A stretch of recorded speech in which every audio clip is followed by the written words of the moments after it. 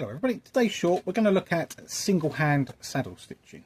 So I'm Simon, Oakside Saddlery. So I've got me bit of scrap leather, I've got me marks on it, they're not punched all the way through, they're just on the top. I've got a diamond awl, so that's quite important for me, and I've got my thread with a needle on one end and a knot at the other. All last bits left over. So I'm going to put my bit of leather in my clams, so the stitching's just above it. I'm going to take my needle in my left hand, all in my right hand, I'm right handed, so this is right-handed saddle stitch. I'm going to find my first mark, which is there, and make a hole but not do anything with it. I'm going to go one stitch towards me and make another hole. So my needle is going to find the point of the awl and go through the hole, and then I'm going to go back one stitch through, pull it tight. I'm going to go back to that one what I've just done, and then move that knot out of the way, put it through, and then I'm going to take that thread over the top. We'll look at that again in a minute. So missing the stitch now, back here again. So needle goes through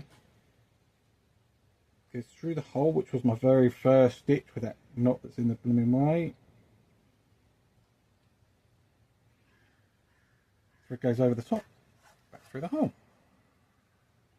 So what we need to be is properly consistent. So every time we do it, every stitch is exactly the same. Goes over the top, tight. So all needs to be at the same angle. This needs to be the same angle. It needs to be nice and level. We poke it through. We try not to fidget too much, because if we fidget and move the clams around too much, it alters how them holes are going to be made, isn't it? So they need to come through. So nice and level, all the same way. Needle finds the point of the awl, goes through, pull it through, part way through, go back a hole, so we end up with it looking like that. We take this one over the top, pull it through. We need to do that every single time. So it goes through the hole, back, over the top. If we do that, they're all consistent. So finishing up